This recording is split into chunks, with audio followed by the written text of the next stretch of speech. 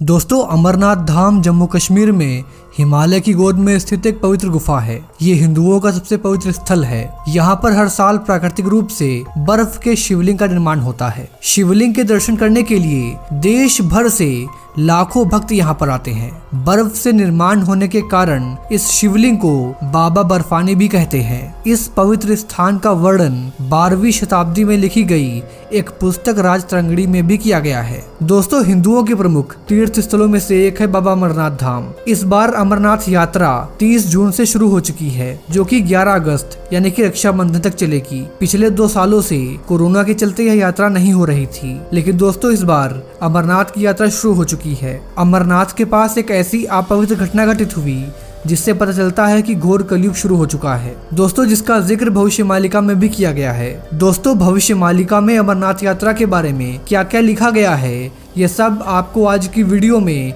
आगे बताएंगे। भविष्य मालिका में अमरनाथ यात्रा के बारे में ऐसी भविष्यवाणी की गई है जिसे जानकर आप सबके होश उड़ जाएंगे। दोस्तों, गुफा के पास पिछले 12 सालों में 3 बार अमरनाथ यात्रा के दौरान बादल फटने जैसी घटनाएं हो चुकी हैं, लेकिन कभी भी इतनी बड़ी तबाही नहीं हुई। ऐसा पहली बार हुआ है कि बादल फटने की वजह से इतने लोगों की जान चली गई और अभी भी कई लापता हैं। दोस्तों, अमरनाथ में तैनात कई अफसरों ने बताया कि सब कुछ सामान्य चल रहा था। एकदम से एक आवाज आई और इतनी बड़ी तबाही मच गई। दोस्तों, भविष्य मालिका में इसका जिक्र कई सालों पहले ही कर दिया गया था। भविष्य मालिका में अमरनाथ में आगे कौन कौन सी घटनाएं होंगी उनके बारे में भी लिखा हुआ है। भविष्य मालिका में ऐसा लिखा है कि अमरनाथ यात्रा में ऐसी कई बड़ी घटनाएं होंगी जो लोगों की कल्पना से परे होंगी। दोस्तों, क्या अमरनाथ यात्रा से शुरू होगा घोर कलयुग? क्या घोर कलयुग का आरंभ हो चुका है? भविष्य मालिका में इसके बारे में क्या लिखा है, चलिए जानते हैं आज की इस वीडियो शुरू करने से पहले मेरी आपसे एक छोटी सी रिक्वेस्ट है कि अगर आप हमारे चैनल पर पहली बार आए हैं तो उसे सब्सक्राइब करिए, पड़ोस वाले बेल आइकॉन को ऑल पर सेलेक्ट करिए और नीचे कमेंट बॉक्स में हर हर महादेव जरूर लिखिए। मैं हूँ आपका दोस्त प्रतीक और चलिए शुरू करते हैं। दोस्तों, अमरनाथ गुफा हिंदुओं का प्रमुख तीर्थ स्थल है। इसके बारे में बहुत भ्रम फैलाया जाता है। आजकल बाबा अमरनाथ को बर्फानी बाबा भी कहकर प्रचलित करते हैं। इसी तरह धर्म का बिगाड़ हो जाता है। असल में यह अमरेश्वर महादेव का स्थान है। प्राचीन काल में इसे अमरेश्वर कहा जाता था।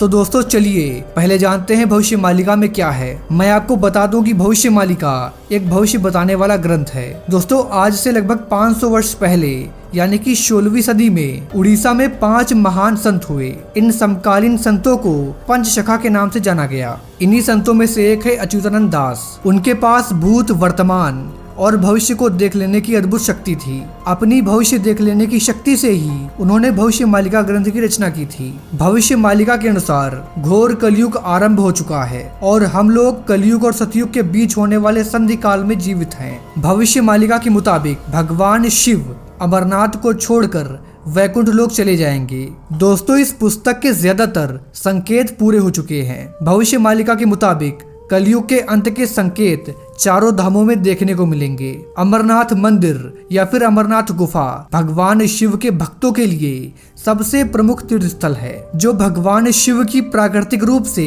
बर्फ से निर्मित शिवलिंग के लिए प्रसिद्ध है। इस धार्मिक स्थल की यात्रा करने के लिए हर साल लाखों की संख्या में पर्यटक आते हैं, जिसे अमरनाथ यात्रा के नाम से जाना जाता है। यहाँ पर स्थित अमरनाथ गुफा को तीर्थ यात्रियों के लिए एक महत्वपूर्ण स्थान माना जाता है, जिसके बारे में पौराणिक कथा है कि इस स्थान पर भगवान शिव ने देवी पार्वती को जीवन और अनंत काल का रहस्य बताया था। आपको बता दें कि इस गुफा में देवी पार्वती का शक्तिपीठ भी स्थित है, जिसके बारे में कहा जाता है कि यह माता पार्वती के 51 शक्तिपीठों में से एक है और यहाँ पर माता सती का कंठ गिरा था। दोस्तों, अमरनाथ हिंदू धर्म के लोगों के लिए तीर्थ यात्रा के लिए सबसे लोकप्रिय और धार्मिक स्थान है। यहाँ की यात्रा करने का अपना अलग ही महत्व है और इस पवित्र स्थान को लेकर कई पौराणिक कथाएं और ऐतिहासिक कहानियां हैं। दोस्तों, अमरनाथ गुफा के इतिहास के बारे में बात करें तो एक बार भगवान शिव की पत्नी ने उनसे सवाल किया कि वे मुंडों की माला क्यों पहनते हैं। तो इसको लेकर भगवान शिव ने उन्हें जवाब दिया कि जितनी बार वे जन्म ले चुकी हैं उतने ही मुंड मैंने धारण किए हैं। बताया जाता है कि इस स्थान पर भगवान शिव ने पार्वती को अमर कथा सुनाई थी और अपने अमर रहने का राज बताया था और इसीलिए इस स्थान को अमरनाथ कहा जाता है। इस कथा को सुनाते हुए भगवान शिव ने एक रुद्र भी बनाया जिसने इस गुफा को आग लगा दी थी कि कोई भी जीवित व्यक्ति इस कथा को सुन ना पाए। लेकिन एक कबूतर ने वहां पर अपने अंडे छुपा दिए थे और बाद में वे कबूतरों की जोड़ी में बदल गए। ऐसा बताया जाता है कि अमर कथा को सुनने के बाद वे कबूतर अमर हो गए। कई तीर्थयात्रियों ने यहाँ पर कबूतरों को देखने का दावा भी किया है। इस उल्लेख से पता चलता है कि यह तीर्थ कितना पुराना है।